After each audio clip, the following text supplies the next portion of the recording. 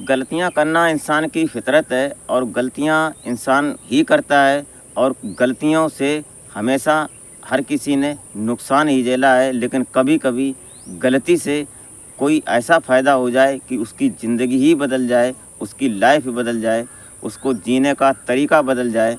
ऐसी भी गलती कभी कभी हो जाती है कि जिस गलती को गलती समझ कर किया था, अपनी समझ में गलती नहीं थी, लेकिन वो गलती एक इतना बड़ा रूप ले लेती है कि उसकी ज़िंदगी में जन्नत आ जाती है और खुशियों का ढेर सारी खुशियाँ आ जाती हैं और इस गलती का नतीजा इतना अच्छा निकलेगा, ये शायद कभी कभी होता है। 100 गलतियों में कभी कभी एक गलती ऐसी निकलती है। ऐसी ही गलती यहाँ पर एक व्यक्ति ऐसा करता है कि अपनी पत्नी को धक्के मारकर घर से बाहर निकाल देता है और ख़ानदानी पत्नी उसकी जो अपने मायके से लड़की थी, वो उस घर को छोड़कर चली तो जाती है लेकिन रोती बहुत है।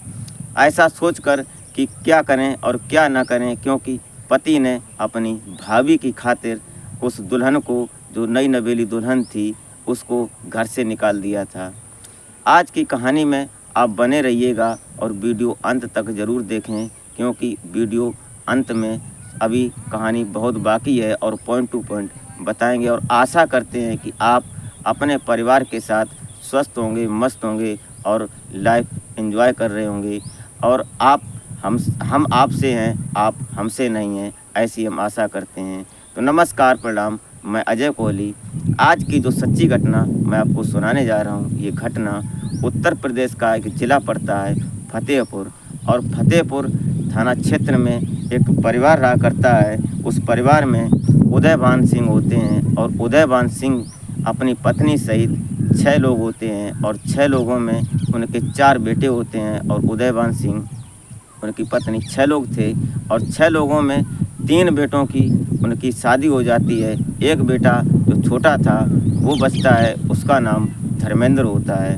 अब ये छोटा बेटा था तो इनके पिता जो उदयभान सिंह होते हैं, ये कई बार अपने रिश्तेदारों से और अड़ोसी पड़ोसियों से कभी कभी बोल देते थे कि यार कोई रिश्ता अच्छा आए और कोई बेटी या कोई लड़की ऐसी ख़ानदानी हो तो उससे बात हो, तो लड़के की शादी करनी है, क्योंकि टाइम हो चला है, उसकी उम्र हो चली है। ये बातें चर्चा की थीं और अच्छे ख़ानदानी लोग थे ये उदयभान सिंह, अच्छी हस्ती थी इनकी।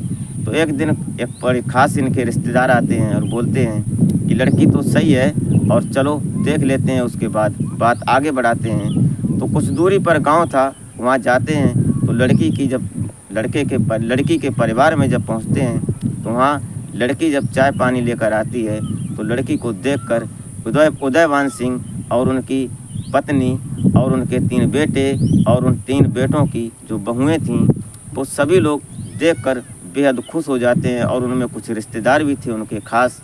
ये दोनों परिवारों की सहमति होती है और उस लड़की से जब बहू पूछती है, उनकी बड़ी बहू, कि बेटी तुम्हारा नाम क्या है, तो वो अपना नाम साधना बताती है, साधना सिंह। अब ये साधना सिंह जो लड़की थी, ये देखने सुनने में बेहद खूबसूरत थी और पढ़ने में तेज़ तर्रार थी।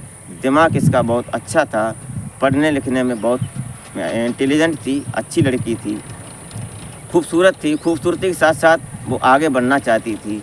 लेकिन जब पिता ने बात हो जाती है, दोनों परिवारों की शादी की सहमति हो जाती है, तो रीति रिवाज के हिसाब से गोद भराई होती है। गोद भराई होने के बाद जो रीतियाँ चलती हैं हमारे समाज में, कुछ सामाजिक रीतियाँ होती हैं, उन रीतियों को लेकर लगभग 2 महीने गुजरते हैं और इसकी लड़की की और ये जो साधना सिंह और धर्मेंद्र सिंह दोनों की शादी हो जाती है। ये 23 सितंबर 2005 में ये दोनों लोग पति पत्नी बन जाते हैं और परिणय सूत्र में बंध जाते हैं और ज़िंदगी जीने की ख्वाब देखने लगते हैं। विदा होती है साधना की और अपने ससुराल आ जाती है। धर्मेंद्र बड़ा खुश था क्योंकि सुंदर पत्नी मिली थी। शाम होती है, सभी लोग खाना पीना होता है और जो रिश्तेदार होते हैं उनकी देख रेख होती है। उसके बाद शाम जब रात हो जाती है तो सुहागरात होती है और सुहागरात में दोनों पति पत्नी एक दूसरे को पहचानते हैं और एक दूसरे के शरीर से जिस्मानी संबंध बनते हैं। ये तो परंपरा है। उसके बाद सुबह होता है, बहुत अच्छा माहौल था, सब कुछ चल रहा था।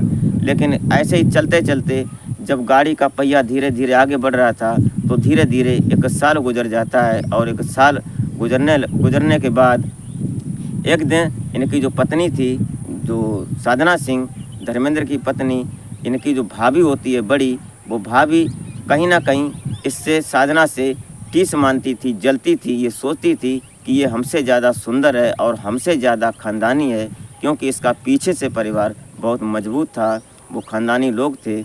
ये सोचकर जो इसकी धर्मेंद्र की भाभी होती है वो जलती है इससे, साधना से।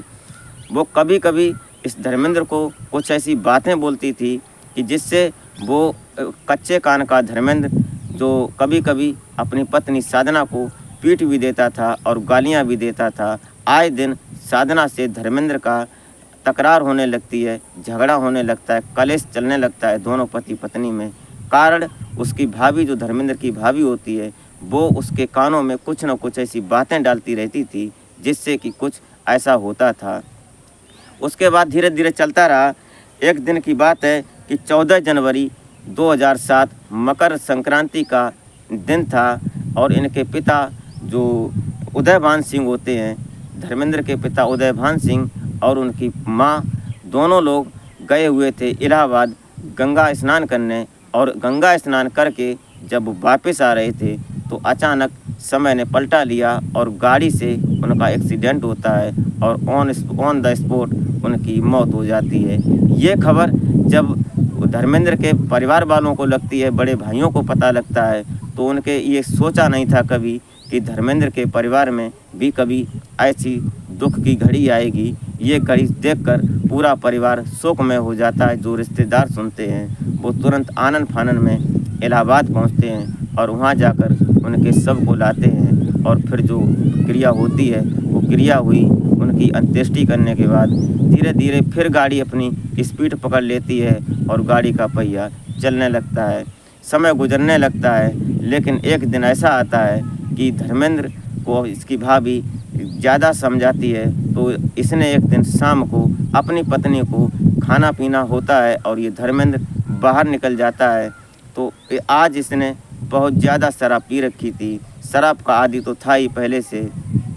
शराब पीने के बाद जब घर आता है तो घर आने के बाद अपनी पत्नी से कहा सुनी होती है, और जब पत्नी साधना सिंह कोई जवाब दे देती है तो उसको ये मारता पीटता है और मार पीट कर घर से बाहर निकाल देता है। समय रात का था, अब जाए तो जाए कहाँ। साधना बेचारी सोच रही थी कि जो पति का घर है उससे बढ़िया घर औरत के लिए कोई होता ही नहीं है, लेकिन मजबूरी उसकी कि उसने गेट बंद कर लिया। अब वो मजबूर थी तो बेचारी चलती हुई अपने मायके पहुंचती है और अपनी माँ से बोलती है कि माँ, हमारे साथ ऐसा हुआ है कि अब हम कैसे जाएं। तभी जो ये धर्मेंद्र होता है अगले दिन कोर्ट में अर्जी दे देता है तलाक की, कि हम साधना से तलाक लेंगे। ये सब क्रिया इसकी भाभी जो होती है करवा रही थी। उसके बाद इसने तलाक ले लिया और 6 महीने के बाद तलाक मंजूर हो जाता है। दोनों पति पत्नी अलग हो जाते हैं। जब अलग हो जाते हैं तो ये साधना सिंह होती है, इन्होंने अपनी माँ से कहा कि माँ, मैं अब पढ़ाई करूँगी, उसके बाद कुछ होगा। उसने मन लगाकर पढ़ाई शुरू कर दी और लगभग 2 साल 3 गुजरने के बाद जो साधना सिंह होती हैं, इन्होंने 2009 में PCS की एग्ज़ाम को क्रैक किया और पास किया, अच्छे नंबर आए और इनका पहला सिलेक्शन होता है। ये तहसीलदार बनती हैं और तहसीलदार बनकर ये पहली पोस्टिंग इनकी होती है उसी के आसपास, ये फतेहपुर के आसपास ही, फतेहपुर की ही एक तहसील पड़ती है सुमेरपुर। अब ये जब सुमेरपुर पहुंचती हैं तो वहां जाकर इनकी गाड़ी रुकती है और जो इनके पीए होते हैं और जो छोटे ऑफिसर होते हैं वो सभी लोग इनका स्वागत करते हैं। तो साधना सिंह जब अपनी ऑफिस में जा रही थी तभी उन्हें कुछ गंदगी दिखाई देती है, तो वो वहाँ जो खड़े लोग थे उनमें से बोलती हैं कि ये सब क्या है। तो उनमें से एक व्यक्ति बोलता है, व्यक्ति क्या, वो भी अधिकारी था तहसील का, कोई छोटा था। वो बोलता है कि ये सब काम धर्मेंद्र का है और धर्मेंद्र ही यहाँ की सफाई का काम देखता है, पूरा उसी की जिम्मेदारी है। अभी हम देखते हैं उसको। तो जो तहसीलदार जो होती हैं साधना सिंह, ये अपनी ऑफिस में चली जाती हैं और जो व्यक्ति था वो धर्मेंद्र को बाहर बुलाता है और उसके साथ बहुत तड़प झड़प करता है। और तड़प झड़प इतनी होती है कि जो साधना सिंह होती हैं ये अपनी ऑफिस में बैठी थी, ये सुन रही थी कि ये सब क्या हो रहा है।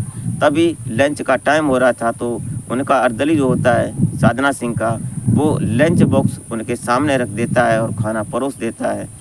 लेकिन जब बाहर शोर सल्ला सुन रही थीं तो वो बाहर निकल के देखती हैं कि क्यों हंगामा हो रहा है, कोई बात है। तो बाहर निकल कर जब देखती हैं तो एक व्यक्ति, एक तहसील में ही कार्य करता था, वो दूसरे व्यक्ति को बड़ी उल्टी सीधी तड़प जड़प कर रहा है, उसको गाली गलौज कर रहा है। ये सब देखकर वो आगे बढ़ती हैं और जब उसके पास पहुंचती हैं तब समझ में आता है कि यहाँ सफाई के ऊपर झगड़ा हो रहा है।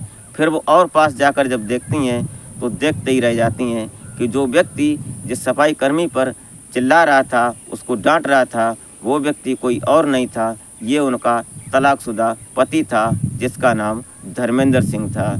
ये देखकर इधर साधना सिंह की आंखों में आंसू आ जाते हैं और एक तरफ देखकर रह जाती हैं, और जब धर्मेंद्र साधना सिंह को देखते हैं तो वो भी बेचारे देखते रह जाते हैं। ये बातें वहाँ के जो लोग खड़े थे आसपास, सब ये सोच रहे थे कि ये सब मंजर क्या है।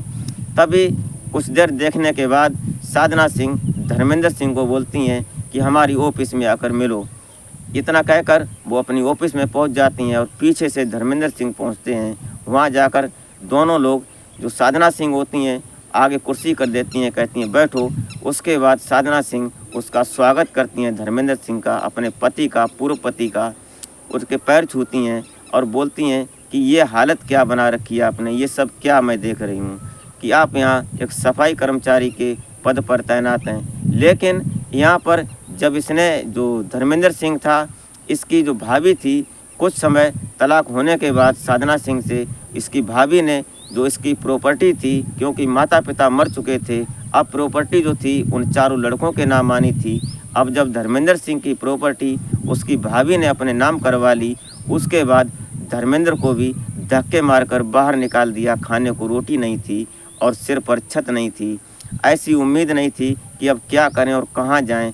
तभी कोई व्यक्ति धर्मेंद्र को बताता है कि सुमेरपुर तहसील में एक सफाई कर्मी की ज़रूरत है, अगर करना चाहो तो बताओ। तो तुरंत पहुंचता है और वहाँ कार्य संभाल लेता है और सफाई कर्मी का कार्य करने लगता है। अब ये सब सिस्टम पूरा बताता है अपनी पत्नी, मतलब वहाँ की जो तहसीलदार थी साधना सिंह, उनको ये बात बताता है तो रोने लगती हैं। दोनों की आंखों में आंसू होते हैं, गमगीन हो जाते हैं। दोनों पति पत्नी थे, पुरानी बातें उनको याद आने लगती हैं। अब ये धर्मेंद्र सिंह रो कर बोलता है कि हमारी ज़िंदगी में हमने जो गलती की, इसका सुधार करने का कोई जरिया नहीं है। हमारी सुधार सिर्फ तब हो सकता है जब मेरी मौत हो।